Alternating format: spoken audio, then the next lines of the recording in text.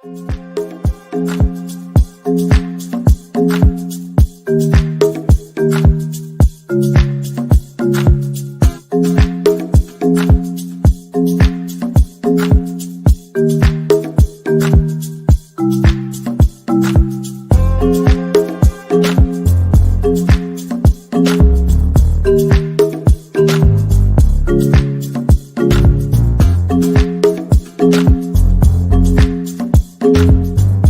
you.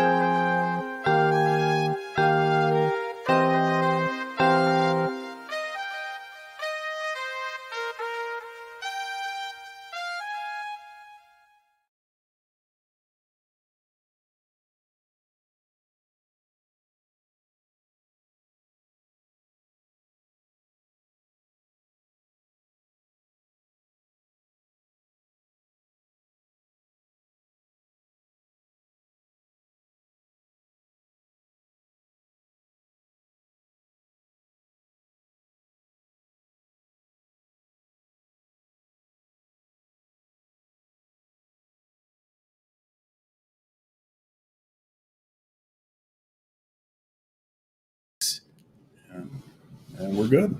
Hey, ladies and gentlemen, can you hear us? Are we coming live and direct? Are we coming clearly? Chances are that we are, right? The indicators, the dashboard says that we are coming live and direct from out here in the Venetian in sunny Las Vegas. Sunny and hot, but we're out here in the nicely air conditioned room of Dr. Thunder. He's our host today. Um, and this is our first time live. Right. This is the first time we're actually meeting each other. Like we met each other yesterday, over in Vegas. But what does that feel like, Dr. Thunder? It's been very cool. First our first meeting, what we were saying the other day, was sort of what was the word you used? Anticlimactic. Yeah, Yeah. it was quite anticlimactic. Was it was like I'm in line. I'm trying to check in to the Venetian for the Conference of Masculine Excellence, the CME, where we're coming to you from today. And I kind of turned and I saw a cross. So the cross blinded you? Was it the I was light off the cross? the light of the cross. Like, I was like, oh, look at that. I was melting. It's like The Exorcist. Like, and then I was like, that must be Dr. Thunder, like this big dude with the hefty arms and the big biceps.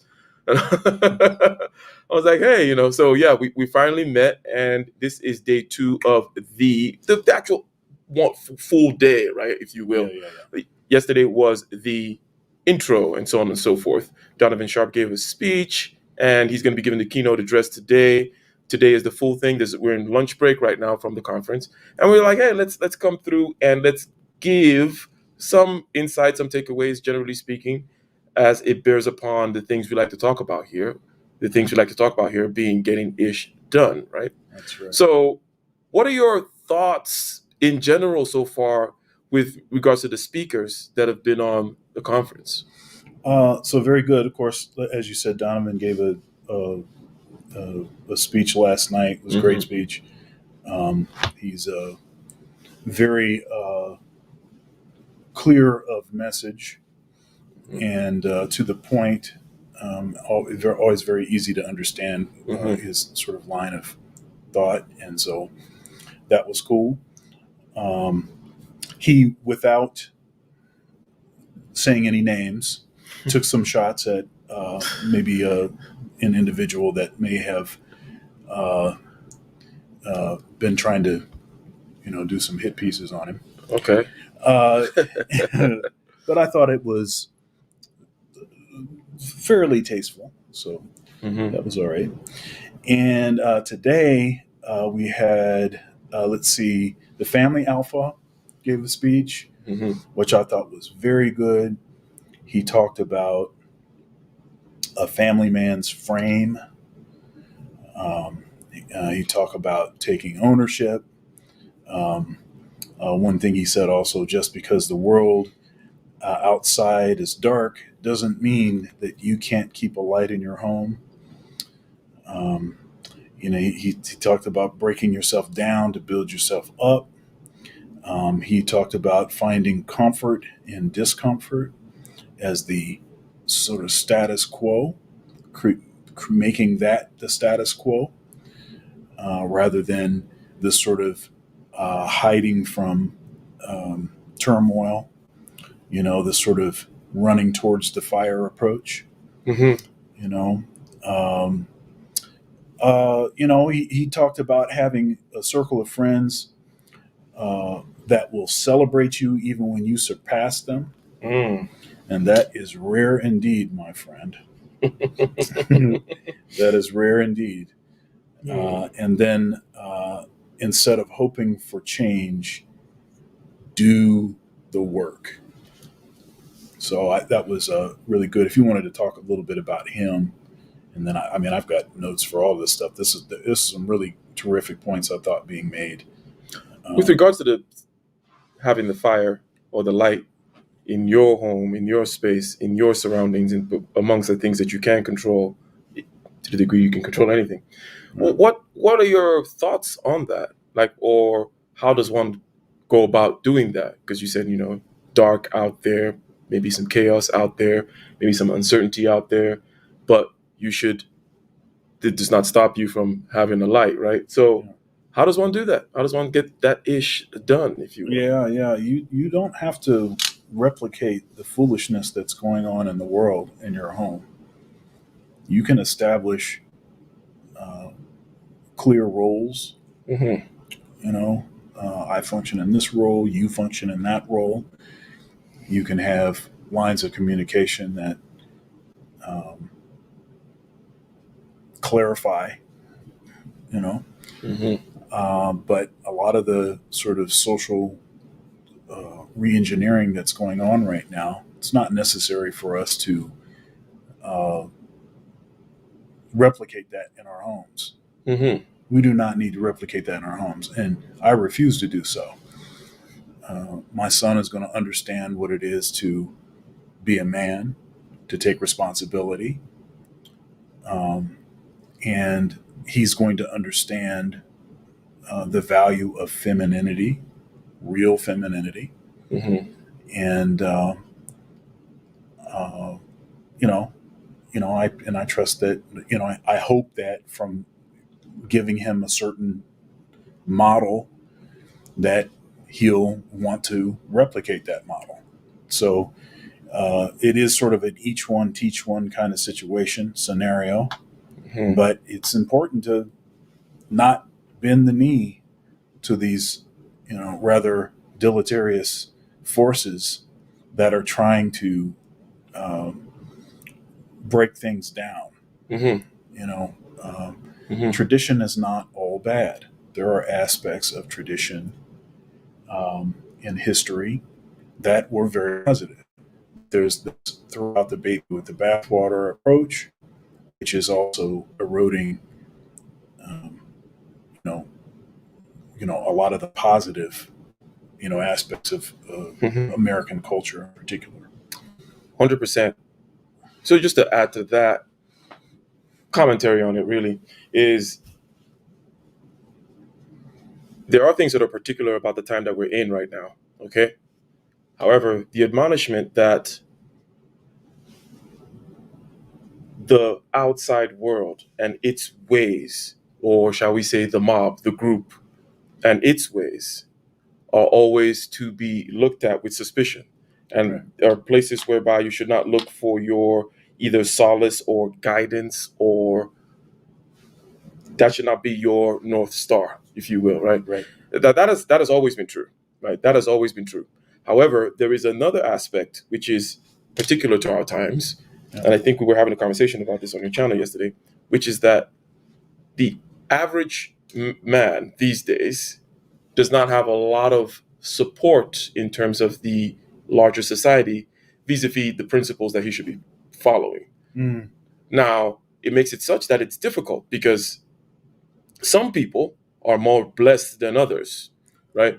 There are these people who are just going to make it regardless of what time or whatever other people are doing, and so on and so forth. Right. Um, and I think that perhaps you want to touch on the things that you mentioned when we talked in your conversation last time. There were things about education. There were things about being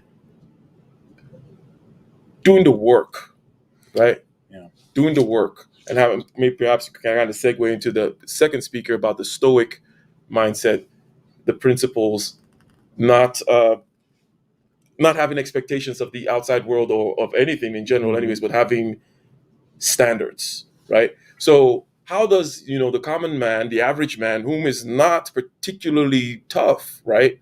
So we're talking about average here in all particular mental toughness, physical toughness, prowess of all kinds. The average person is out there, and that's the majority of people. How then do they contend with these particular realities, right? Yeah. Doing the work is that's a solution for a lot of problems. Hmm.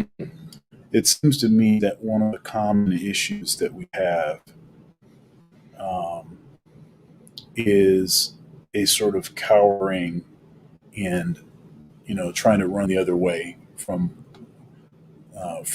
actually putting the work in, Hmm. spending the time. And one thing that we talked about on my on Doctor. I'm sorry, on Thunder's Thoughts. I have too many names.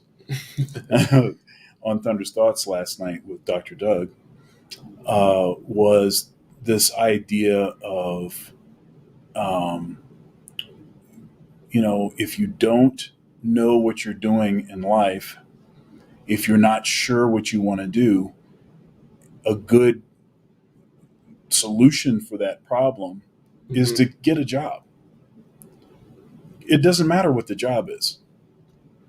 Yeah, maybe you want a job that pays pretty well and stuff like that. I mean, you can do that, but it doesn't matter what the job is really, because spending the time on the job will tell you either this is not what I want to be doing, or it may actually open up as a possibility for advancement. It might be a situation where you can work up within that particular company, and it can turn into something. The steering wheel on a car, for instance, is of no use if the car is motionless. It is momentum. It is the momentum of the car that makes the steering wheel of use, that makes it powerful. You could be going in the dead wrong direction, opposite direction. I like that. The steering wheel will get you going in the right direction. So sometimes just getting a job, just go out and work. Something that Kevin talks about frequently is he won't even entertain conversations about people not having enough money if they're not working at least 60 hours a week. Yes. As a man. Yes. If you're not working 60 hours a week, well, that's your problem. The reason you're broke is because you ain't working. Right? Indeed. Shout out to Solo. Don DeMarco. Oh, you got you got it on the iPad. You got it on the I do. I got to turn it up though. Turn it up. No problem. No problem. I'm upside down. Now it loses all of its effect. Okay, here we go. There we go. Now we're happy.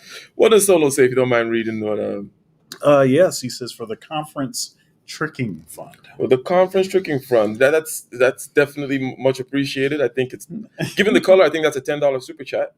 Yes. So thank you very much, Solo TV 84, always supporting. We met Fresh and Fit yesterday. Yep. And we talked about you, Solo. Yeah, we talked about you. Yeah, that's right. Solomon Jones, Solo TV 84, the spirit of the manosphere, of the black manosphere. The spirit of the black manosphere. Yes, the spirit of the black manosphere. Indeed. My man. Indeed. Also, he asked a question up here. He says, how many guys are at the conference? Oh. If you had to estimate, what would you say? Okay. I would say that because the sessions, it'll be best to judge during the keynote speech. Okay, that's a good idea. So different people, even myself, I'm like going in and out, I so on and so forth. I got to take care of certain things.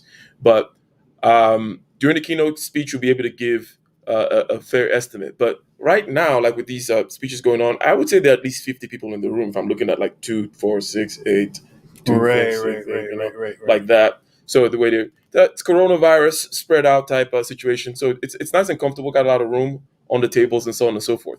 But during the keynote speech, when Donovan Sharp comes out and speaks, and I think Coach Greg Adams is also going to be speaking, there's also going to be a live show. They're going to do a live podcast tomorrow. I think that's when everybody will be together. So maybe the 6th? The 6th. Yes, the 6th. Oh, yeah. That's going to be happening. That's going to be happening live tomorrow. And maybe the rest are out there, utilizing their tricking funds until they come to the for the keynote speech. So something that you said about that working, and it's quite interesting. The momentum aspect I like, right? Which is that, okay, maybe you don't know where to go. Maybe you don't know the right direction even to get there. But get the ball rolling, because guess what? You're going to need a rolling ball in order to then direct it. You need to be in motion already in order to course correct. You're going to need to put up the sail, the wind sail, or you need the river to be flowing there, whatever it is, whatever metaphor you want to use, you need to get that going. Hence, just starting the work. And whatever it may be, getting started is usually the most important thing. I think Marcus Aurelius says, a task begun is half done. We all know this. We all know how hard starting is. So that idea of just working, and then there is that use it or lose it thing that always comes up that I try to sneak into everything that everyone says. But yes, it is a use it or lose it thing. The communists, I think, in the Reformation camp, they're like reform through work. There is some truth in there. Yeah, it's a pretty uh, we don't want to have the image of re-education camps in our mind, but the idea of being reformed through work is key. There's something that work does to you. It develops all kinds of capacities, and then you say, having that momentum and so on and so forth. And the second speaker, which was the bulldog lifestyle, right? Yeah. I seen some of his YouTube videos, and I think Solo TV interviewed him. One of the one of the better videos that I've seen of this particular character was when he showed up on Solo TV 84's channel, and he also gave a very good presentation where he broke down what is essentially Stoicism into certain key points. And maybe I'll start, and then you can take. One of the main things there was he talked about earning, right? In other words, it's not about the thing not about the object, right? It's about the fact that you earned it. Okay. So somebody just giving you something, that's not the goal. And that might actually destroy you. Let's talk about, let's say, winning the lottery, right? So it's not about the physical object. It's about the fact that you earned it and the thing that happens to you while earning it, which goes back to that whole work point. There's something about going through the motions, not in that negative way, but actually doing the work in order to earn something that is actually way more important than the thing that you actually did earn. So I don't know if you want to take it from there regarding. Yeah, he went as far as to say that um, if he was to win the lotto, that would ruin his life. And he doesn't play the lotto because winning that, he would have something that he didn't earn. And then he went into some detail about how, yeah, certainly he would invest the money and he would make some smart investments, but his life would be ruined because he would have received something that was not earned. Mm-hmm. And Mm-hmm. when you talk about meaning and purpose and value and these kinds of words, Mm-hmm. earning something is at the center of that. So that was definitely a big point.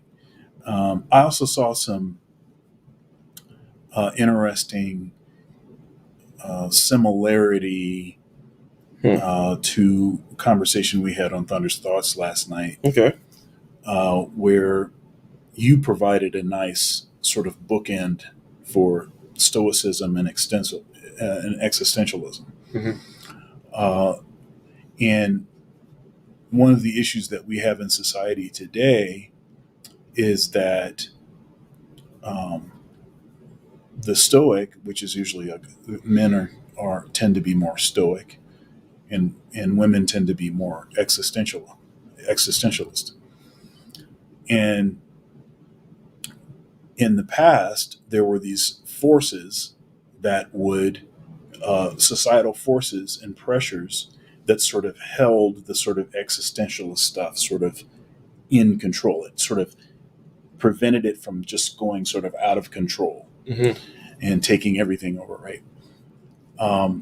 In these days, it really takes an uncommon man to be able to have the sort of masculine frame necessary to prevent,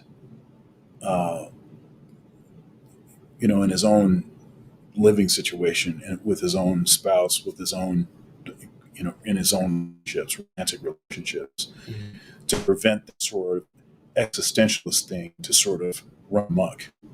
Mm-hmm. You know, the existentialist thing is this sense of prioritizing the way things feel in the moment.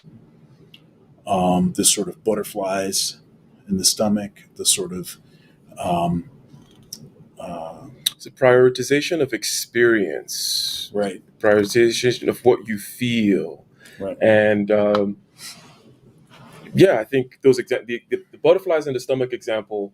the taste of the food, the Right. plushness of the carpet, Yeah. Now, this is your not to five say senses, so on that and so forth. Yeah. this is not to say that is of no value. Oh. No, it's very valuable. Mhm. It's extremely valuable. But if it takes everything over, then you have no long game. Mhm. And you need a long game for stability, for success in the long run, and even for establishing what value is and what meaning is, what purpose is. What do those things mean if you're not? What is this? The concept of delayed gratification. Mhm. You Mhm. know, Mhm. what does that even mean if you're not prioritizing or leaning towards the future as opposed to in the moment? In the moment is nice, and we all love uh, things in the moment, the taste of good food, um, maybe some vodka. As Solo is asking, where's the vodka? Um, uh, but really, this is about is it's always about building and growing towards something. So I thought it was interesting that in his principles, he's providing sort of a way to control some of those other forces that you experience in other people. One of the things that he pointed out was about the whole expecting what you expect others Mhm. people to do versus having standards. Mhm. And standards are like, you're not going to just let people treat you any kind of way. You're not going to just, but the expectation thing is like, you're not going to expect anything out of people. Mhm. You're not going to expect them to do something that you think that they should do. Mhm. You're going to just allow them to be them, and whatever they do, not have any sort of emotional attachment to it. And Mhm. that'll make it easier for you to not become bitter, not develop grudges, Mhm. and all of that kind of stuff that tends to take us. He also talk about forgiving people. A lot of these points is very interesting because, and I was telling you this, but it's been a long time since um, it's been a long time since I uh, heard something so useful and in a particular kind of context. Mhm. Um, in church. I'll just say what the context is. It's been a long time since I heard something so practical, so useful as what it was that he was going down his Mhm. list of things. So I thought it was very positive, very inspirational, very kind of practical. This is what you need to do. Here are ways to think about this problem. You know, um, he talked about trusting the process. You know, um, uh, yeah, yeah, never do things out of obligation. That was an interesting kind Yeah. of thing Mhm. because I think men, we tend to be very duty bound. And Mhm. so I think we tend to do a lot of things out of obligation. Yes. Yes. Yes. Yes. Yes. Yes. Obliged to versus. I guess then there has to be a. When I say there has to be, it comes to mind that there must be a difference, therefore, between obligation and duty within this context, right? Right. That perhaps duty is something that has already taken into account more of the. So let's put it this way. Jordan Peterson always likes to say, and by the way, I got my lobster tie, ladies This and what's gentlemen. up. This what's up. I got my lobster tie. So Jordan Peterson always likes to say, with regards to what should I do, what is the good, right? On the one hand, people say things like, if it feels good, then it must be good, right? Then people say, well, then why don't I should just do a shot of heroin and go to Solo and be like, where's the vodka? And let's go out there and, whatever it may be. Snow bunnies and everything, right? The whole nine. Wait a minute. Are we talking about snow Oh, we bunnies? talk about snow. We talking about snow bunnies? the All right. All right. the thing to ask is, how about your future self, right? Mm. There's a scene from Homer Simpson where he was like drinking a whole bunch of beer and just eating a bunch of donuts, and he's like, I think someone said, "Hey, Homer, that's gonna be, blah blah blah. This is gonna be bad." It was like, well, that's a problem for future Homer. I'm sorry, I'm so glad I'm not that guy, right? So when people make that thing about, well, if the good is what feels good, then why don't I just do all this stuff? It's like, okay, cool. No, what feels good might be an indication, okay, but then you have to ask what's good for you right now, Mm, what's good for you in the future. Not and then not just you. I just wanted to mention what's good for you right now and also for your future. Then what's good for your family, what's good for the community, and then move it all into the future. So you got to go four dimensional with it. Take the 3 dimensional, put also add time, push it on to the future, and then the choices get quite narrowed down. that's right. Heroin immediately goes out the window. Like that first, like that. So with that, I would say that the whole point of me saying all this stuff is that duty perhaps is something that takes into account not what's just good for you, what's good for you in the future, not just what's good for you, but what's good for your family, your community, the whole, and then into the future. And then we'll have such a thing. It's far removed. It's higher up. Something like a principle, right? And then obligation is just something like, well, since I'm your aunt, you're obliged to drive me to the airport, even though I'm a chaotic, crazy, whatever, that kind of a thing. So Right. obligation tends to come from certain kinds of relational things. Right. Me, spoken like a true introvert, where I don't like people impinging upon my ish, right? But I tend to feel that kind of, oh, you're obliged to do stuff coming from certain people, just based on relations, not based on a principle that says this is good for me, for you, for the community, for all time. It's just, well, you're obliged because I'm your family, I'm your this, because so on, because you have the money anyways, that kind of a thing, right? Right. Yeah.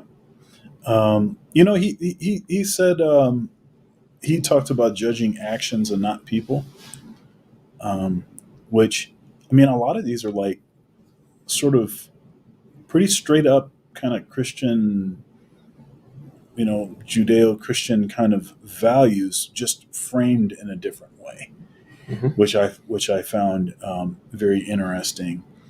One thing he says here is never explain, complain, or apologize. But then he went in um, in more depth about that, where he says, well, you can apologize, but the way that you do that is by taking full responsibility Hmm. for it. And Hmm. actually, it's not even just about taking responsibility for it; it's by making restitution. And he had actually three things that you could do in an apology. And he said, you know what, you could scrap the first two and just make restitution. Hmm. Because that's what really matters. Yes, make them whole. Do what That's you right. said we're going to do, fix the situation.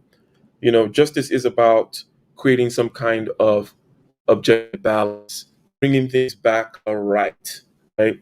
And one may say, well, what is the right level of right? But the principle still remains that what you're shooting for is to bring things back right. And I like that whole thing, mainly because it suits my personality about not making excuses, not even explanations, Right. where it's just like, it happened 100%. I did it, no excuses, right? Right. And this is what I'm going to do to try to fix it, right? And it's also, if I may just kind of add this point to it, it is a great way, because I'm a big fan of communication when it comes to selling, influencing, persuasion, and so on and so forth. Okay, if you find yourself in a pickle, something happened, right? You start this. There's this.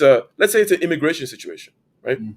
You are supposed to have these papers, right, for your immigration for a job thing, or maybe the papers expired, right? And you got a job. You applied for this job and you got the job, and then you're going through the HR process, and they're like, "Oh yeah, by the way, you know, Solo TV 84, send this particular document. We noticed that you haven't sent the blah blah blah yet," and you're like, "Oh crap, it's expired," right? So the key thing to do there, and you can use this in many different instances, right? Whenever you've done something, you've let a client down, or let's continue with this example, you're gonna go to this HR person now and tell them, "Hey, here's what you do. You say, hey, this is what is wrong right now. Here is what it's gonna take for me to fix it." In other words, never pull on their heartstrings and never leave them in limbo as to what the problem is. Say, hey, this thing is expired. Before you go to them, tell them it's expired. Already you have done your homework that it's going to take 6 weeks, right, to get the stuff back. Here's the principle. Here's something else that's kind of behind it. You want to then pull them into a problem solving mode. Here's what you said. You say, hey, it's going to take me 6 weeks. I'm going to need to do these 3 steps, blah, blah, blah. So is there any problem other than the fact that it's going to take 6 weeks? Is there an issue with me being able to get the job? You've removed them from the mode of, oh, you messed up, blah blah blah. Now they're now into they're looking at the puzzle. They're like, okay, 6 weeks, you got to do this. You know what? I think you can skip step 2 because I know this other person over here. As a matter of fact, the last blah blah blah blah blah. People like it when you bring them into problem solving mode, Yeah. right? People like that stuff. So free game out there. When you're in a situation like that, it may be a client, it may be anything. Go do the homework as to how you can rectify the situation. Get into that whole, making them whole, and then immediately say, and I have that one sentence rule again. Everything should be said in one sentence. My passport is expired. It'll take about 6 weeks for me to do this. I've already called, blah blah blah blah blah. Besides the fact that it'll take this long, what other problems? Is there anything other than what can we do? Right now, you've gone from, oh, I'm in limbo as to what's going on, into, oh, I'm solving a problem with this person. But and that just came up in my mind when you were saying that. Yes, absolutely. Um, and maybe the last thing, I mean, he had a lot of points, and I have a lot of notes here. Yeah, what do you think about the point about it goes to the work thing, but not doing things because of what you want, but because of who you're going to become. Oh, I really like yeah, that one. yeah. Right? It's I like, like that too. because let me say why I think it's let me think. I think I can connect it to the work thing, because I said it's not about working to earn X. It's about what the work is going to do to you, right? It's about the fact that you're going to the earning. It's not the earning suggests a process. That process refines you. That work does something for you. You talk about, going out there, getting the momentum. Work changes you, reformed by work, so on and so forth. So you have a goal. You're trying to get somewhere, and it's not a question of, oh, I want this house and this and this and this. It's like, well, what am I going to become? Okay. Now, that's another thing, again, that just kind of naturally flows with my kind of personality, because I usually have a vision. It's a vague vision. I'm not much of a planner. I'm not one of those people that's like, oh, yeah, by 2040, I want to be here. It's like, that's not how I roll. Okay. But I have a vision. Okay. I can't help but have it. In other words, it's not like I just have a vision of me in a particular room. Now, there are things in that room, and there's a certain kind of person that I will have to be in order to get to that room. Yeah. Now, sounds vague, and it's supposed to be vague. That's my vision. I'm the one that's supposed to know what it means, right? It's everyone is supposed to know what it means. So, well, let me be clear for people, okay? Just because I just that's an a-hole move that I just did right there. Let me clarify it. How are we doing on time, by the way, Dr. Thunder? We're all right. So 12:34. 12:34. Okay, good. So, what do I mean by that? For me, I envision myself. It's a big room. I'm alone in there. Okay, makes sense. Mm-hmm. I'm alone in this big room. There's a nice fireplace, and there's nothing else but me, the chair, and a bookshelf. So you can imagine this massive room, fireplace, bookshelf. Maybe I have a pipe. Beyond the vision, there is a feeling that I have along with that, of the type of person that deserves to be in that room. Now, it's no surprise that I've already kind of said what my hierarchy typically is, in terms of that I put philosophy at the top, right? Yeah. Philosophy, art, blah blah blah. So I want to. That is the vision. That's me. That's who I want to be. That guy in that room with those books, with that fireplace, right? That thing then pulls me forward. So it's not about whether or not there's a Bentley outside. Yeah, that goes. Yeah, that helps. That's nice too, you know. But it's not about that. It's about whom I'm going to become, right? So I thought that was a good point. Yes, absolutely. And you were talking about the Jordan Peterson.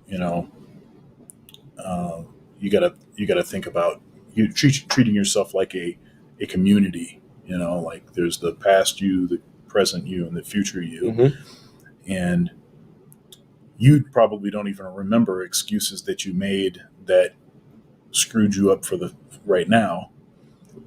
You probably don't even remember what those excuses were. Mm-hmm. Man, I made a series of decisions a year ago. I don't even remember what they were. I don't remember, why I made those decisions.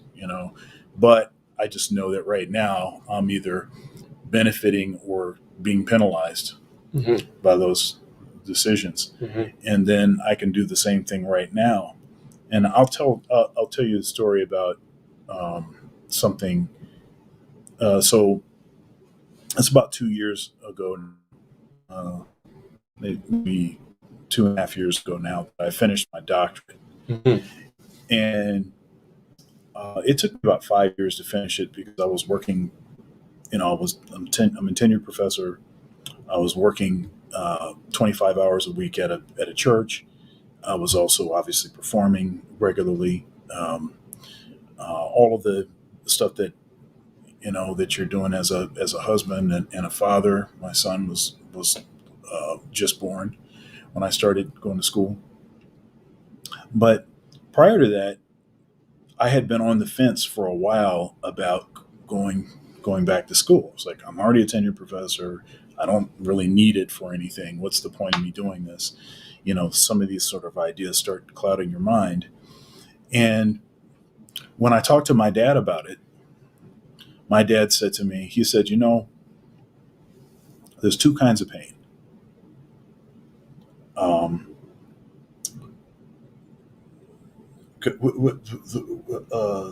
the pain of regret, or the pain of loss and the pain of regret. Mm-hmm. He says, and the pain of regret, um, you don't even remember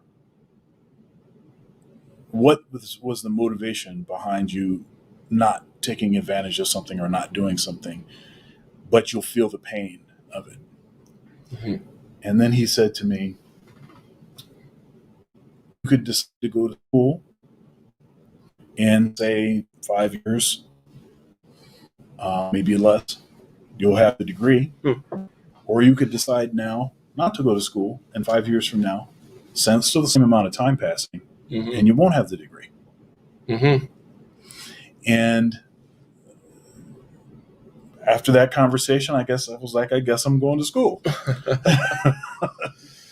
And the thing is this whole idea of doing things for the future you, Mm-hmm. setting the future you up for success. That's ultimately what everything has. That's what everything comes down to, and Mm-hmm. that's why this sort of stoic perspective or the stoic archetype, why that mode of thinking is very important, because it always is putting off uh, personal, satisfaction, stuff happening right now Mm-hmm. for greater things in the future. The pastor friend of mine, he was my pastor when I worked at a church in Kalamazoo, now called Stone's Church, but was called um, Christian Life Center. Joel Brooks Jr. And he frequently talked about. Um, I lost my train of thought. What were we talking about? Doing stuff for your future self. Doing stuff for your future self. Um, I, Prior. Yeah. Well, maybe, it'll come back as I'll you. continue on that path, and perhaps you can. I was You setting get him your. up too much. You're giving too much context, and then I lost my thought. Go ahead. So the future self, okay? Because at the end of the day, here. Well, by the way, you want to read because I've let Snuggles up there. Just Yeah, go ahead and yeah, read Snuggles super chat if you don't mind, sir. yeah. So first, let's do this. Thank you, Snuggles. And so, what do you envision that people will take away from this miraculous event? And when is the next time you both will occupy the same space? I don't know when we're going to occupy the same space again. Hopefully sooner than later. Mm-hmm. As far as the event, I think you're talking about the CME. Conference of Masculine Excellence, and Donovan has said that he wants to do two of these a year, which I think is great. Um, and maybe we'll go to another one and end up doing another stream like this together at that event. But I certainly hope that we'll be able to do Mhm. some things, collaborate in person on some things in the future. But oh, and to answer your question from before, yes, this is the first time. Well, yesterday actually was the first time that we had met in person. So it's a kind of an interesting thing the way this internet, the sort of internet community, how that sort of causes a lot of folks to never meet each other in person or to, you know, seldom see each other in person. Okay, So you didn't plan on like meeting Super Chat Jesus in person or meeting Minister Jap or perhaps many other opportunities or meetings or outcomes mm, that'll happen in the future. you know, Those are not planned, right? And I think that this is a key aspect here. And I'm going to say a couple more things too about that, your future self, and so on and so forth. But that thing of taking action, all right, I think that in other words, that people put too much emphasis on plans. Now, I get it. Someone's going to be, in other words, some people need to plan more. Don't, if you're somebody that needs to plan, don't say, oh, I said I shouldn't plan. Like, no, no, no, I get it. I get it. Okay. I'm the kind of guy that has a vision of me, in a very massive library, and obviously it's self-sustained and I built the kind of person that can do that kind of thing. That's the only plan. That's the only thing I need. Right.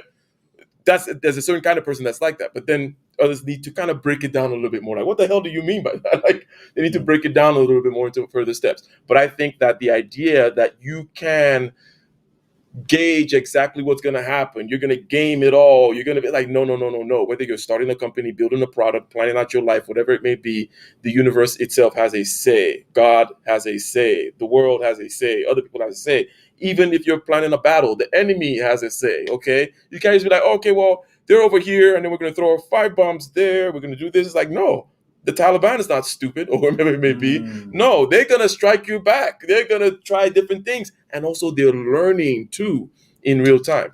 Point being, the world, the chaos of the world is something that you need to just go forth and engage with. And when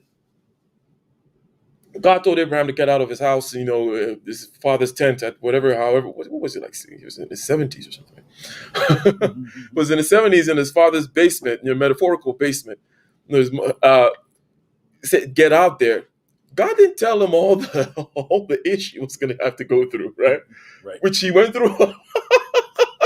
The point is, it's not like, oh, well, here's I got a perfect 5 point plan for you. It's just get up, get out, right? That's right. Go do something. You never quite know the things that'll happen, the people you will meet, the opportunities that you're going to be able to take advantage of. That's right. That's how things get done. People who say, oh, well, no, well, we sat down and we plotted out a perfect 5 point plan, and that's how Airbnb came up. That's how my life came together. It's like, hell no. No No, one's life ever that has ever achieved anything. No one does it that way. They simply and get that up and wouldn't they engage. be particularly exciting, Yeah. or like that wouldn't be living, would it? That would be like No.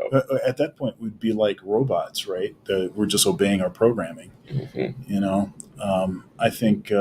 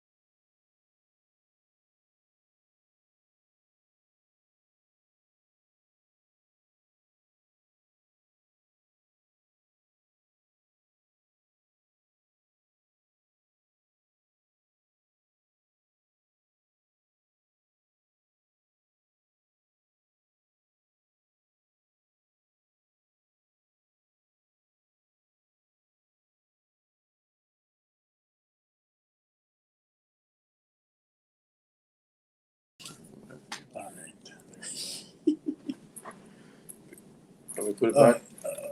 yeah.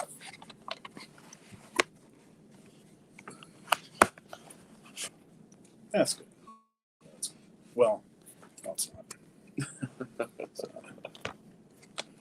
Well, you know what? Actually, getting it closer actually might be a better answer. I'll just lean in. What? There you go. There we go. Let's do it like that. Just do it like this. Okay. Yeah. Okay. So, are we live? Oh, we are live. Yeah. We're back. We what- had some technical difficulties. Yeah.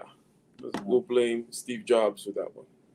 Yeah. The late great Steve Jobs. So before we left, okay, I think we were kind of broaching two issues here, which is taking action, right? Just going out there into the world. It's not a question of having the perfect plan. It's not a question of, well, there's a 5-point plan.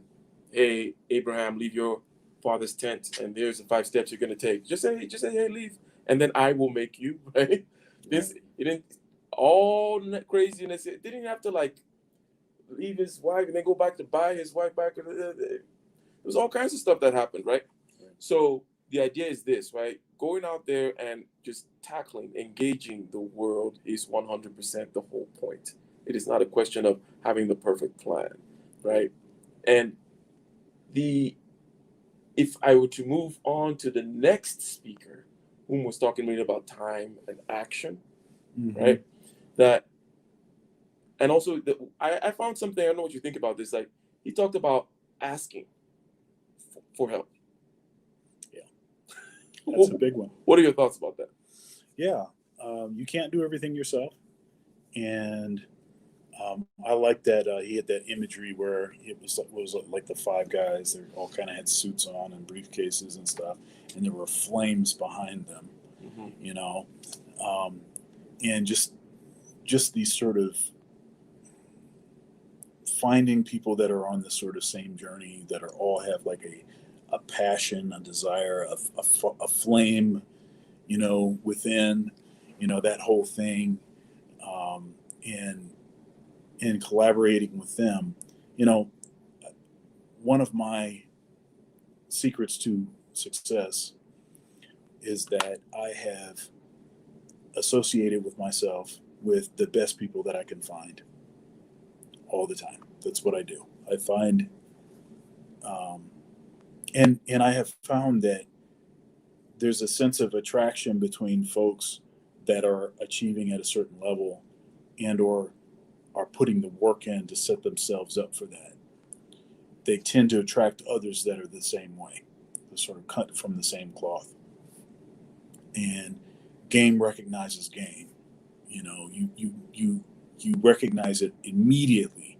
You know that you're fellowshipping with someone, that you're collaborating with someone that is that next level, that cut above. But I have frequently tried to put myself around people that I consider to be better than myself, and that's the way that you accomplish things. Is try to associate in groups of people where you're the weakest one, where you're the least experienced, you're the least knowledgeable, the least talented, the least intelligent, the least everything, as much as possible, because the group will bring you up. Now the opposite is also true. And this is an issue that a lot of professional athletes that grew up, maybe they didn't have a relationship with their dad, raised by a single mother, the kind of typical thing. And so the sort of strong relationships that they developed was maybe dudes from the street, so to speak, right? And so then when they elevate and they get to the league, they get to the NBA or something, they're trying to keep those same folks around them, and they pull them down and make their, as opposed to somebody like a Michael Jordan, who had his dad in his life, and so I think he had a certain perspective on things, and he never would allow people to be lesser or perform at a lower level. He was always making people and expecting people. He notoriously would ruin players because he was so on them. Mm-hmm. So I think that here's something that's associated with that. There are people who tend to think, and I think that it's correlated with this not having seen successful people or being around successful backgrounds with stable, structured backgrounds, Right. that they tend to think that successful people want to hoard things. And by I mean success in any particular regard, right? You know what I mean? Yeah, I know Where exactly. they're like, oh, they don't want to tell us you're keeping something from us. Why did it's like that is the opposite of the truth, Right. right? Like if I'm anything that I'm good at, anything I've, especially things that I've worked at and therefore gotten better at over time, if I find when I find anyone coming up that I can help, that I can kind of help pull along, it's like there's nothing like it, right? Oh yeah, yeah. It's yeah. like, oh my God, you're a professor, so you probably deal with these kinds of things more often than I do, right? In terms of having these proteges out there, right? So it is not the case, ladies and gentlemen, that people whom are good at anything, are good at what they do, are successful in any regard, are trying to hoard stuff to themselves, trying to keep the game, trying to keep the secret. Because anybody who's successful knows that they didn't get there by a scarcity mindset. In other words, whether it's money you're looking for, trust me, there's way more than enough. Pick your number. $10 million. $10 million is nothing compared to what's like trillions and trillions of dollars that are flowing through the central banks and so on and so forth, right? Right. So there is no scarcity out there. There is no, oh my God, if this engineer comes up and he's going to be better than. No, I want this person that I'm trying to bring up to get better to the point where he starts his own engineering company. And then, because I know it's just going to be more, it's going to make everybody better. So the idea is this: go out there and ask for help when you are trying to come up. The people that you should be asking for help from are people that have things, as you've mentioned, that are better than you, right? And they are thirsting literally to find people that they can help, because it's a very lonely pursuit whenever you're in pursuit of any kind of excellence. Yeah, you've heard the term. It's lonely on top. Yep. You know, and as I've been promoted on my job, and then also just the different kind of circles that I find myself in, find myself in. As you get higher up in an organization, there are fewer people that you can have certain kinds of conversations with. Right. First of all, it wouldn't be appropriate to have certain conversations because, say if I'm the supervisor and I'm talking to you who are underneath me, and also the person that I'm talking to you about is also underneath me, right? So if I'm talking smack about this person, that is not appropriate for me to do that, right? Um, it might be appropriate for me to do that. Maybe talking smack wouldn't be the right thing to say, but if I was talking to somebody, a fellow supervisor, hey, I've got this employee, and they're giving me these issues and X, Y, and Z. What do you think I should do? But it wouldn't be appropriate for me to have that conversation with you. Now, as you get higher up in an organization, you have fewer and fewer people that you can talk to. And now, say if you're directing a department, now really you can't even talk to anybody in the institution. Now really you have to talk to people that are in peer institutions, that are in similar positions. So it becomes more and more spread out. And it really is true that folks that are in those positions, they really would like to be able to bring other folks up. I'm I'm I'm in a constant process of working myself out of a job. And what I mean by that is I'm trying to develop things and leave something behind as I am, working on the next thing, working on the next project. And so finding that person that can do what it is that I'm doing, people that I can delegate stuff to, people that I can trust, people that are hungry and are showing me that, that they're into, that they're trustworthy, that they're kind of people that I want around me. That's like the best thing. It's the best thing in the world to find folks like that. So if you've disproportionately had the experience that it seems like people are being stingy and not willing to tell you stuff. Um, you might want to look in the mirror, because that could be an indication of some lack of a certain quality that they're looking for, like, and some of it could just be perception. So it could be that everything's together, but you just come off a certain way, and then that turns them off. Or So, you may be talking to the wrong people, because those yeah. people are not Facts. the people you should be talking to. In other words, they're actually not good at what they claim to be good at. Mm. You know, you just you're not, because it does take a certain amount of discernment, especially if you have no exposure to what being good or excellent, productive looks like. Right. You might think, you might think it's Uncle Bob. No, but Uncle Bob's a loser. But he's on top amongst the other losers that play spades in his backyard, and you think, oh, Uncle Bob's got it, right?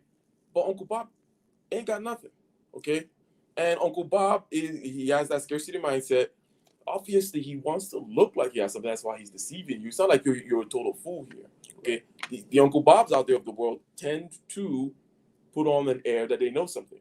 And to those people who don't have exposure to what actual excellence looks like, they think it's Uncle Bob. They go to Uncle Bob. Uncle Bob hoards stuff, doesn't really actually have much to give. Uncle Bob is jealous. Uncle Bob does not want you to come up, which is the total opposite of people who are actually good at stuff. Right. People who are actually good at stuff are looking for anybody that has that spark in them, because it's a rare thing, right? And when you find someone that has that spark, you want to give them everything. You want to give them all the help.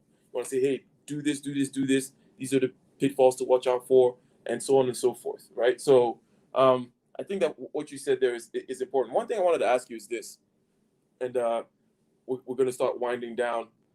One thing I want to ask you is, one of the speakers talked about judgment, okay? Being able to rely on your judgment. You rely on your judgment, no one else's judgment, right? How does one develop their judgment? This also reminds me of something that Nicer asked yesterday in Thunder's Thoughts stream. She asked about second guessing oneself. Yeah. Right? How do you get to that point where you're able to trust your own judgment? Okay, so I think everything that you do. Okay, so your subconscious mind is keeping track of your own level of follow through. Mm-hmm. So I said I was going to do this, I didn't do it. Mm-hmm. I said I was going to do this, I didn't do it. Mm-hmm. I said I was going to do this, I didn't do it. Your subconscious mind figures out that when you say you're going to do something, it means that you're not going to do it. Mm-hmm. Okay? So often is the case that if you have an issue trusting your own judgment, it's because you have a track record of a lack of follow through or poor judgments. Mm-hmm. And so your subconscious mind causes you to and that's a very doubt. Vicious circle right there. You just keep on, the more you doubt yourself, the more that track record of not following through continues. That's right. Right? And then the more the track record of not following through continues, the more you doubt yourself. That's right. That's right.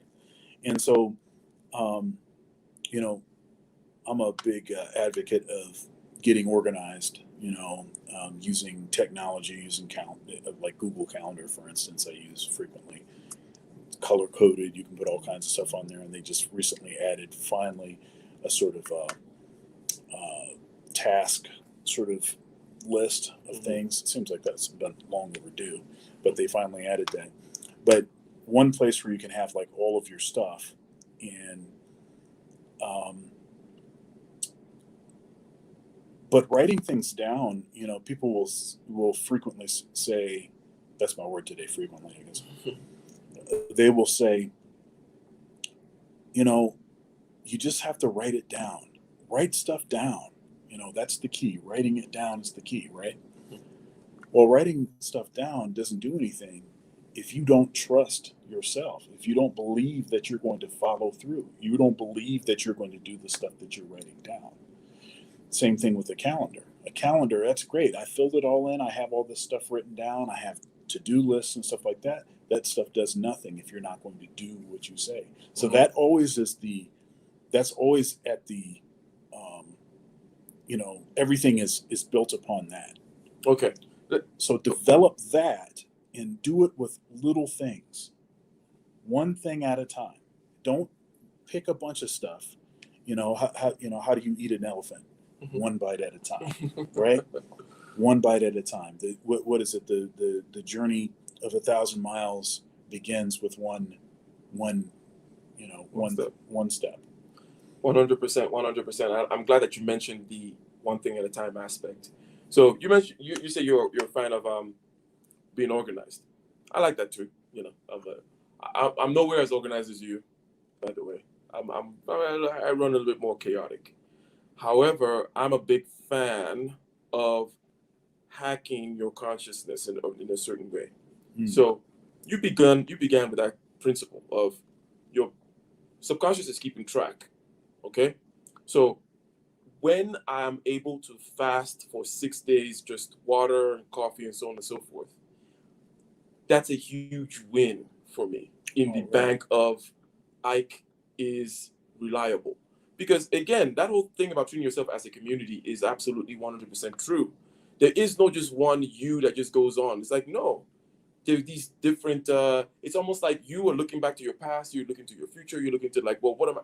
You're asking yourself if you're reliable, right? And if you're not reliable, but then you're not going to trust yourself and you're not going to follow through, so on and so forth. So if you fail, you're unreliable. If you follow through, you are reliable. Next time it's going to be able to for things to happen. So I say that even with something like fasting, it will translate into many other aspects of your life as well, in terms of you were able to do that thing. Because sometimes it's nothing, fasting is harder than than most other things you might have to do. But then there's a little hack thing that I want to say that everybody can try. You got to get up in the morning from your bed.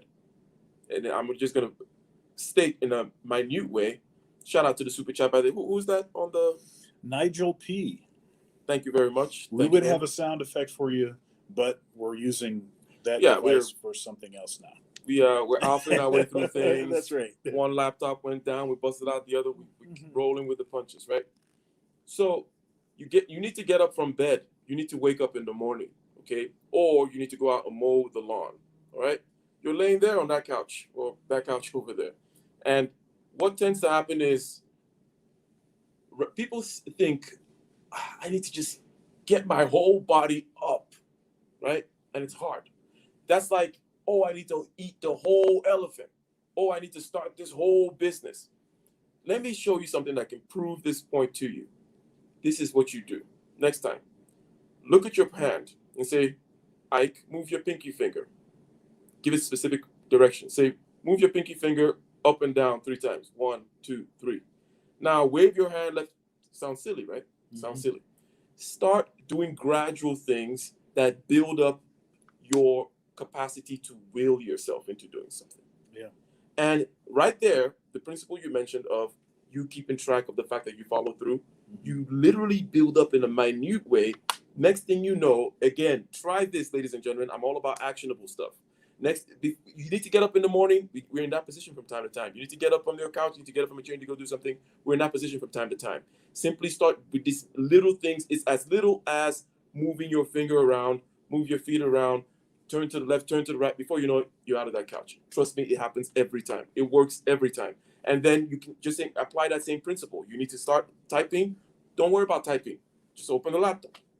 Put the little thing over there. Get the cup, put it on the side. Just do these little things. Pop up. Next thing you know, you're writing. Yeah, the two things occurred to me. One is, I like gym analogies. So missing a day at the gym does more damage to you than not training that body part or Mm. not burning the calories that you would have burned, Mhm. or getting you off of whatever your fitness goal was. Okay, Mhm. it begins a pattern of not going to the gym or missing the gym, right? And gravity is pulling down on all of us. Mhm. Gravity is such that it's always going to be challenging to work against it. Mhm. It always is pulling down. Mhm. So when you even miss one day of something that you were supposed to do, it becomes that much harder the next time you try to do it. So that's one. The other thing is, and you were talking about fasting. Mhm. I'm Orthodox Christian, and on the Orthodox calendar, there are 30, what amounts to 30 weeks of fasting. And the fasting, for the most part, it's a Daniel fast, but there are some complete fast or just water fast for periods of time each week. Each Wednesday and Friday, except for like the week after Lent. Mhm. And then there's like another week, maybe the week after Advent. Um, each Wednesday and Friday are fasting days. Wednesday because Jesus was abducted on Wednesday and he was crucified on the Friday. So those are days of commemoration. Um, but then there's also long periods of time like Lent, the Nativity fast. There's also a couple minor fasts over the course of the year. But all of this sort of comes from this sort of uh, tradition of asceticism and monasticism, you find in the church. Um, Something that I think is woefully missing in the modern church context is that sense of sort of discipline. Now, if you're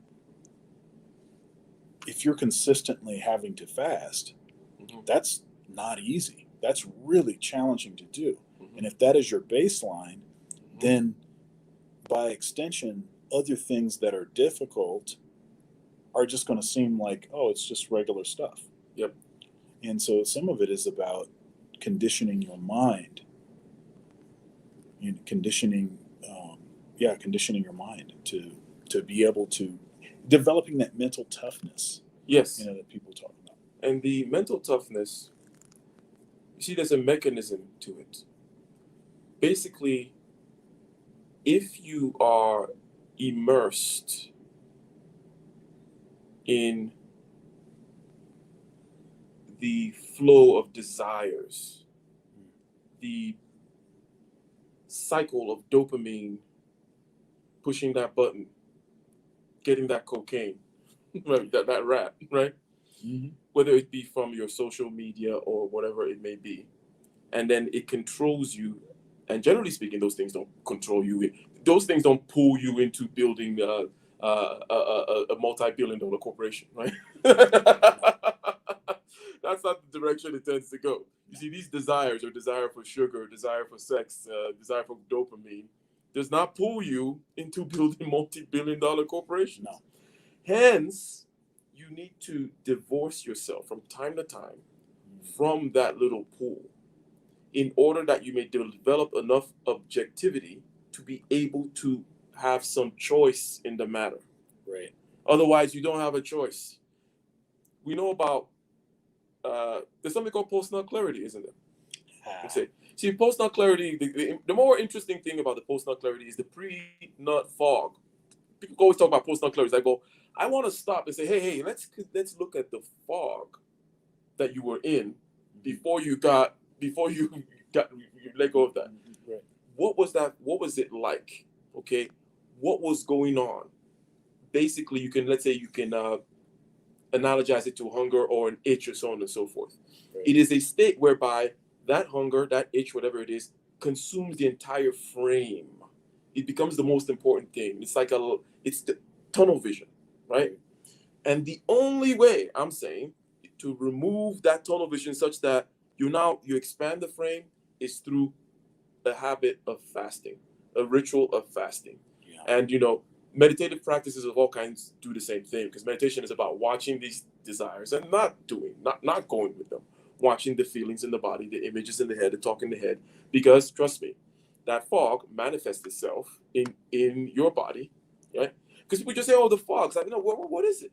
Stop, stop, stop, stop. What is it?" It's like, okay, there is the itch is just like, it's just all there. In other words, if you have this itch and I put a gun to your head and say, "Hey, you scratch that itch, you're gonna die," all of a sudden the frame goes away from itch to, "No, I don't want to die." Now the gun becomes television. That's right. That's right. The idea is, hence, there are these different frames, these different tunnel visions that you can go down into. This suggests that, one, it's not an end all be all, right? Mhm. So, number one, you need to understand the arena in which the fog manifests itself, the arena in which the pool of the desire, the dopaminergic urge exists. And it exists in your body, it exists in your head.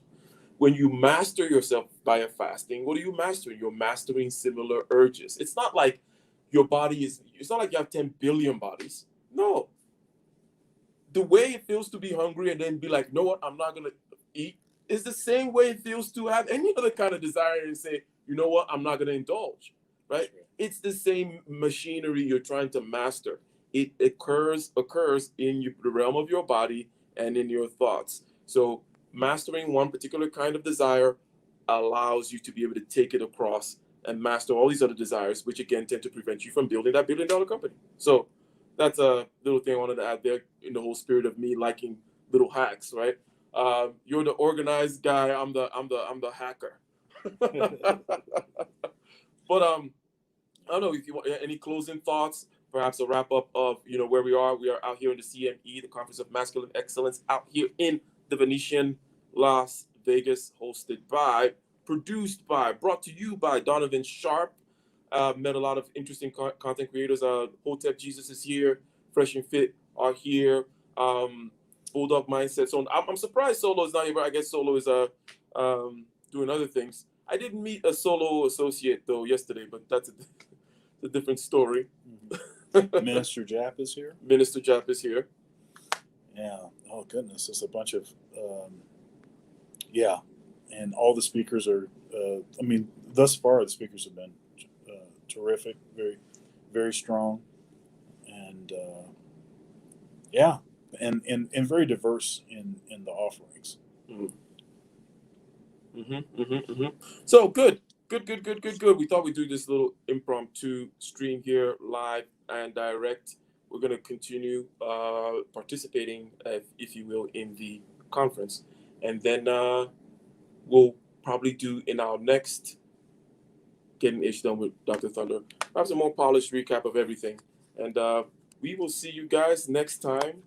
And peace, stay safe. And we are gone. We're out. Thank you, ladies and gentlemen. And then I click that one.